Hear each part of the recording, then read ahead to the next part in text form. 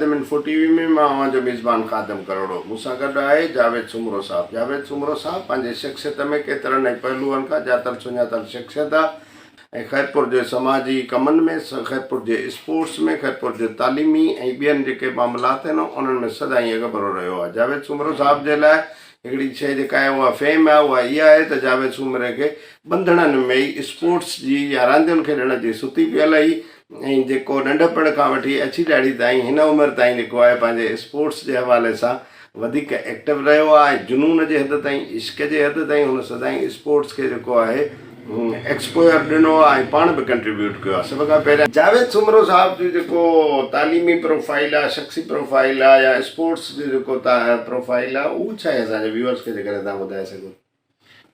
मां हिकिड़े नंढे खैरपुर जे भरिसां मां हिकिड़े नंढे ॻोठ में ॼायुसि, उन जो नालो आहे खानापुर। उन खां पोइ असीं 1973 में उतां हली आयासीं। 73 में लड़ण जा सबब इहे हुआ त उन दौर में बोर्ड पई अचे, 73 वारी बोर्ड मशहूर मशहूर।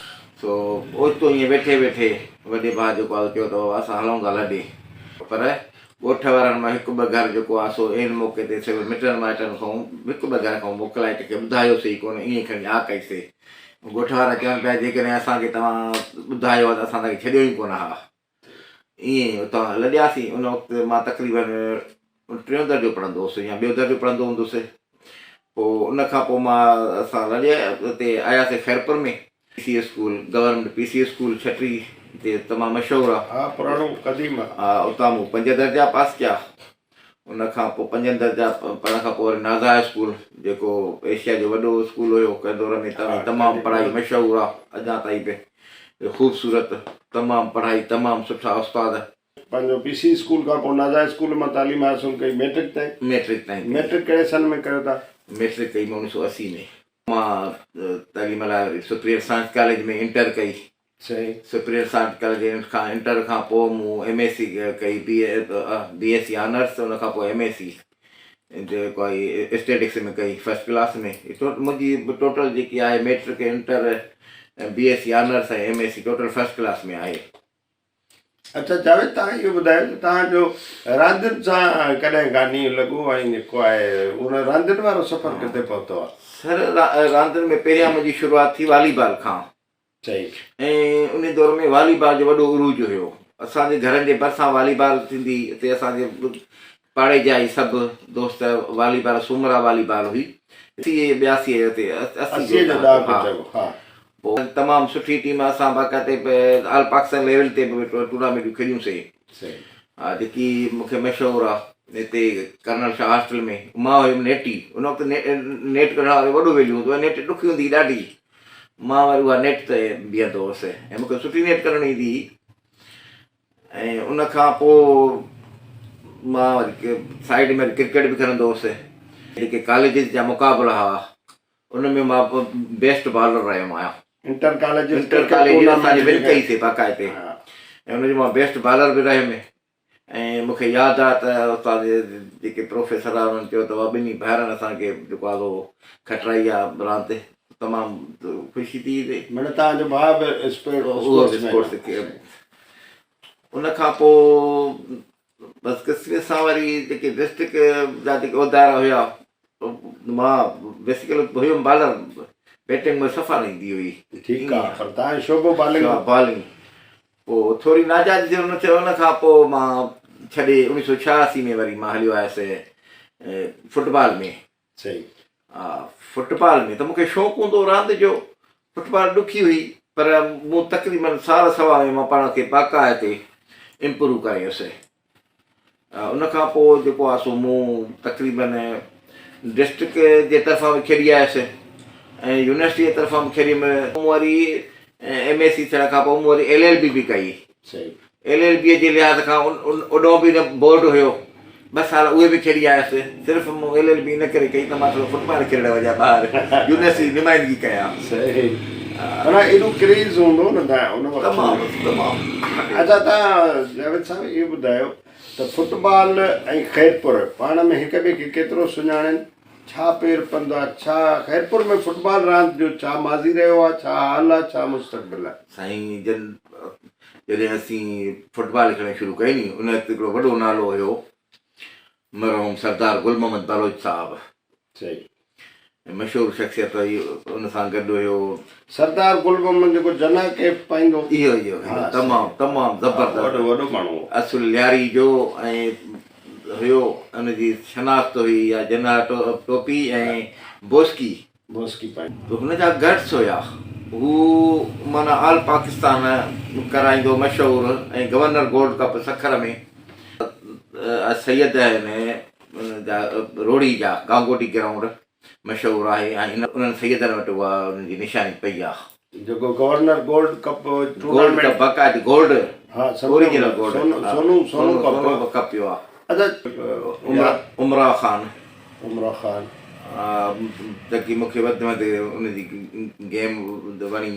ज़फ़र इक़बाल हो, यामीन अबड़ो हुयो, सीनियर सुठा हुया। अताला हुयो मिल कॉलोनी जो सनड़ो हिकिड़ो, ॿियो रियाज़ हुयो गुड्डू, उनखां पोइ सुठा प्लेयर रहिया आहिनि। अच्छा साहब, दुनिया लेवल ते फुटबॉल जी हिकिड़ी तमामु वॾो क्रेज़ रहियो आहे। फुटबॉल लाइ सॼी दुनिया जो क्राउड जेको आहे सभ खां वधीक नज़र ईंदो आहे, पर पाकिस्तान में फुटबॉल जेका रांदि आहे उनखे एॾी अहमियत नथी मिले जेतिरी दुनिया में थी मिले। उनजो सबबु कहिड़ो आहे? पाकिस्तान नौजवाननि में पोटेंशियल न आहे, या अकेडमियूं न आहिनि, या गवर्नमेंट सतह ते उनखे अहमियत जेको आहे नथी मिले जेको आहे, या कहिड़ा सबब आहिनि जो पाकिस्तान में फुटबॉल तरक़ी नथी करे? पाकिस्तान में बिल्कुलु फुटबॉल बि आहे, अकेडमियूं बि आहिनि, पर बदकिस्मती इहा आहे त असां वटि जेके डिस्ट्रिक्ट जा उहिदेदार आहिनि उहे पंहिंजे ख़र्च ते सभु कुझु कनि था। बदकिस्मती आहे त असां वटि गवर्नमेंट सफ़ा जेको आहे सो फुटबॉल में को इंट्रस्ट कोन थी वठे। पर उन हूंदे बि पूरे पाकिस्तान में तव्हां टूर्नामेंट ॾिसंदव, हिन वक़्तु कराची या त बलोचिस्तान में वञो तव्हांखे एतिरो क्राउड मिलंदो जो तव्हां हैरान थींदो। लियारी मलीर सभु जिते किथे कराची जे पूरे ग्राउंडनि में, जैकमाबाद, सखर, ख़ैरपुर, माना हैदराबाद, हर शहर में, नवाबशाह, इवन तव्हां नंढनि वॾनि शहरनि में तव्हांखे वेंदो तव्हांखे फुटबॉल मिलंदी। पर बदकिस्मती इहा आहे त एस्टेब्लिशमेंट या सियासी माण्हू या को कामोरो हिते को इंट्रस्ट ई कोन थो वठे। हींअर गवर्नमेंट जे क़ाबिज़ हुजण जे करे एस्टेब्लिशमेंट जेको आहे कब्ज़ो करे वेठी आहे असांजे फीफा हाउस। गवर्नमेंट जा माण्हू जेके आहिनि उहे फुटबॉल जे तरक़ीअ में रुकावट आहिनि, तमामु रुकावट आहिनि। अच्छा, इहो हर दौर जे गवर्नमेंट जो इशू आहे या कंहिं हिकिड़ी गवर्नमेंट जो इशू? न, नवाज़ शरीफ़ खां वठी वियो कैप्टन सफदर जाटो अथसि जेको जाटो, उन जेको आहे सो पहिरियों कब्ज़ो कयो, उन ते जेको आहे सो फीफा जे तरफ़ां बैन कयो, छो त फीफा सॼो फंड्स मोकिलींदी आहे। पर बदकिस्मती आहे त हुन में जेके फीफा जा जेके उहिदेदार आहिनि उन में एस्टेब्लिशमेंट ऐं सियासी माण्हू उन्हनि छा कयो आहे, उन तबाही असांखे उन्हनि ॾिनी आहे। पूरो स्ट्रक्चर माना सॼो स्ट्रक्चर पंहिंजे तबाह करे हेठि उन्हनि फुटबॉल ॾिनी ई न आहे। अच्छा, पाकिस्तान में फुटबॉल बहाल थी सघे थी या उहा कीअं थी सघे थी? को राय का तजवीज़? साईं बिल्कुलु वधी सघे थी। हिन वक़्तु जेको फीफा बैन विधो आहे, ऐं जेकी मिनिस्टर आहे मोहतरमा डॉक्टर फहमीदा मिर्ज़ा साहिबा, उन टास्क कया आहिनि। असांजे बैन विझण जे करे हुते हिकिड़ी नॉर्मलाइज़ेशन कमेटी ठही आहे। उन नॉर्मलाइज़ेशन कमेटी जेको चेयरमैन आहे हारून मलक साहिबु, उन्हनि खे उन नॉमिनेट कयो आहे त बाबा फीफा हाउस ख़ाली कयो, महिरबानी करे त असां इलेक्शन करायूं। हू इलेक्शन करण लाइ तयारु न आहिनि। टैलेंट आहे जो मां सम्झां दुनिया जे कंहिं ॿियनि मुल्कनि में एॾो टैलेंट न हूंदो, जल्दी इम्प्रूव करे वेंदा। ऐं सिर्फ़ु जेके फुटबॉल जा प्लेयर रहिया आहिनि ऐं उहे सिर्फ़ु उहिदेदार थियनि त हुननि खे वॾो दर्द आहे। प्लेयर खे जेकॾहिं उहिदेदार बणायो वञे, तव्हां सम्झो था त माना फुटबॉल ग्रूम अप कंदी। मां त चवां त हिकिड़े साल में, साल वॾो आहे, तव्हां हिनखे हिकिड़ो साल ॾियो, साल खां भली तव्हां ते उहा असांजी क्वालिफाई कंदी। जावेद साहब, तव्हां इहो ॿुधायो त हिकिड़े सुठे स्पोर्ट्समैन खे कीअं सुञाणिजे? उन में कहिड़ियूं माना अहिड़ियूं स्पोर्ट्स कहिड़ियूं शयूं माना इंसान में इंजेक्ट करे थी? साईं, हिकु त जेको उहिदेदार हुजे, प्लेयर हुजे, उहो जेको आहे सो पॉज़िटिव ज़हन जो रखंदड़ हुजे, उनजी फिटनेस हुजे ऐं उहो गेम सां सचियो हुजे। उहो ई जेको आहे सो कामयाबु थी सघे थो। बाक़ी जेको नॉर्मली ईंदो पंहिंजी टाइम करण लाइ त उहो त कोन थींदो। हिन अथसि ज़रूरत आहे स्पोर्ट्स में हिकु त सिहतमंद खां नशे खां परे ऐं माहौल भलो, उन में उन जूं दोस्तियूं वधनि थियूं, एक्टिविटीज़ वधे थी, फिटनेस वधे थी, बीमारी खां परे रहे थो। तव्हां जेको स्पोर्ट्स खे टाइम ॾिनो आहे उन्हनि तव्हांखे एवॉर्ड के सनदूं का मञता को एप्रिसिएशन जो सिलसिलो बि आहे रहियो आहे? बिल्कुलु साईं। हिन वक़्तु जेको आहे टूर्नामेंट कयूं था, मूं यूनिवर्सिटीअ तरफ़ां बाक़ाइदा यूनिवर्सिटी जो चैम्पियन रहियो आहियां डिपार्टमेंट जे लिहाज़ खां। हुते जेके थींदा खोड़ मूंखे पिया हाणे इहे ट्रॉफी पयूं आहिनि सही अंदरि में।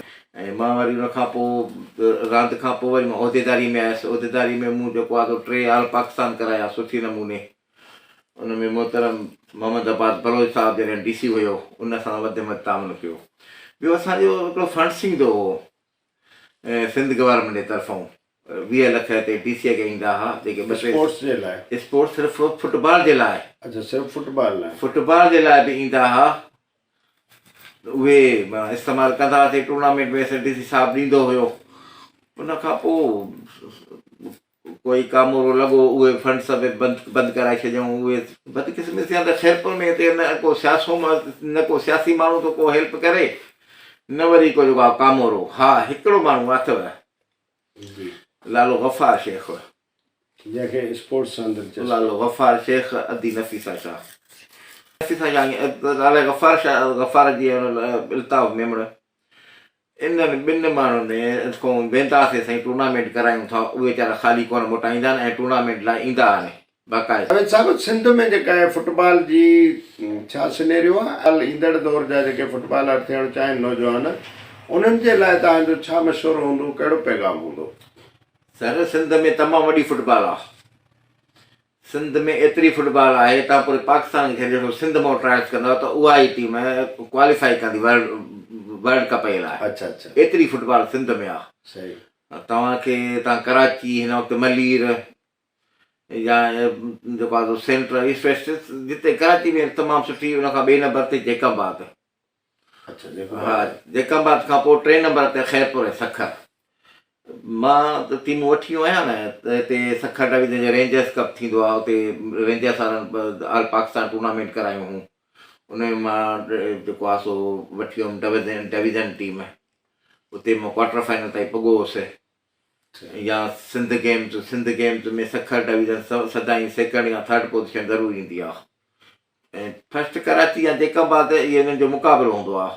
फुटबॉल जो हिन वक़्तु मुस्तक़बिल आहे, छो त अलाह कयो हिन वक़्तु जेको आहे सो डॉक्टर फमीदा मिर्ज़ा ऐं असांजी नॉर्मलाइज़ेशन कमेटी जी जेको टीम आहे, हारून मलक साहिबु चेयरमैन आहे, उहे टास्क तक़रीबन कामयाबु थी विया आहिनि। ऐं इंशाअल्लाह ताला जेको हाउस ते कब्ज़ो कई वेठी आहे गवर्नमेंट, उहो हुनखे ख़ाली करे ॾींदा। उन खां पोइ जेके इलेक्शन थींदी, जेकी 2015 खां वरी जेको बैन आहे पाकिस्तान ते, उहो बैन ख़तमु थींदो। ऐं उन खां पोइ जेकी इलेक्शन थींदी, इलेक्शन खां पोइ हिननि जेके असांजा क़ाबिज़ रहिया आहिनि उतां जा उहिदेदार, हिननि खे सॼी ख़बर पइजी आहे त हिन वक़्तु पूरे पाकिस्तान में डिस्ट्रिक्टूं मशहूरु थी वियूं आहिनि। ऐं उन्हनि जा जेके काला करतूत आहिनि उहे ज़ाहिर थी चुका आहिनि त असीं जेको आहे थोरो लुटियो खाधोसीं ऐं हेठि डिस्ट्रिक्टुनि खे पैसा ई कोन ॾियासीं, कैंपूं न हणायूंसीं। हुननि छड़ो घुमण फिरण में या जेके फॉरेन में जेके टूर्नामेंटूं बि थियनि, ओॾे हुननि तवजह छड़ो पंहिंजे घुमण ते घणो ॾिनो, बाक़ी आम न। बसि उनजे करे तबाहिया करण जा उहे ई आहिनि ज़िम्मेवार। ऐं कंहिं बि शहर में वेंदो तव्हांखे टूर्नामेंट मथां टूर्नामेंट मिले थी, पर एतिरो फुटबॉल सां एॾो फुटबॉल। हिन वक़्तु कुझु काविशूं अचूं बलोचिस्तान में जूं टीमुनि जो हुनजो टूर्नामेंट करायो वॾी लेवल ते। गवर्नमेंट खे मां बलोचिस्तान गवर्नमेंट खे सलाम थो कयां उतां जे वारनि खे, ऐं तमामु सुठी जेको आहे सो हुननि फुटबॉल कराई।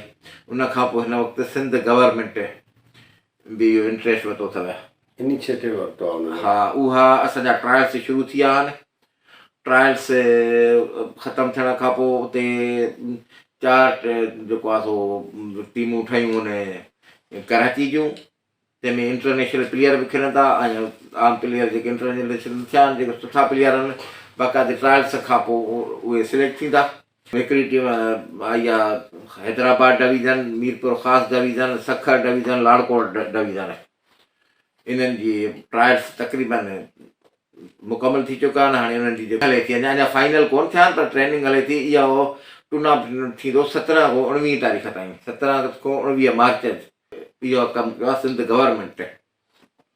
जी व्यूअर्स, जावेद सुमरो साहब जयपुर में स्पोर्ट्स जो तमामु वॾो नालो ऐं सिंध ऐं पाकिस्तान सतह ते जंहिं पंहिंजो स्पोर्ट्स जे हवाले सां लहू मञायो आहे, पाण जी सुञाणप ठाही आहे, उनजो ख़्यालु ख़ासि तौर ते फुटबॉल जे हवाले सां पाण फुटबॉल रांदि खे जेको पाकिस्तान जे ब्यूरोक्रेटनि ऐं सियासतदाननि नुक़सानु पहुचायो आहे, जंहिंजे नतीजे में 7 सालनि खां फुटबॉल जे आलमी तंज़ीम फीफा पारां पाकिस्तान में फुटबॉल बंदिश जो जेको आहे शिकार रही आहे, मुतासिर थी आहे। पर जावेद सुमरो साहब जो पंहिंजो उनखे अज़म आहे, उनखे उमेदु आहे त सिंध में मुल्क में फुटबॉल जा तमामु घणा जेके आहिनि टैलेंटेड प्लेयर पिया आहिनि ऐं उहो वक़्तु परे न आहे जॾहिं पंहिंजो फुटबॉल जा प्लेयर ऐं फुटबॉल गेम जेका त सिंध गवर्नमेंट बि हिन में इनिशिएटिव वरितो आहे, ताज़ो बलूचिस्तान बि इनिशिएटिव वरितो आहे ऐं के जेका पाकिस्तान में आलमी सालसी कमीशन आहे फुटबॉल जी सरगर्मियुनि खे बहाली करण जे लाइ, उहा बि पंहिंजो रोल प्ले कंदी। ख़ासि तौर ते फहमीदा मिर्ज़ा जेका वफ़ाक़ी मुल्कदी वज़ीर जेका आहे उनजो रोल बि त साराइण जोॻो आहे।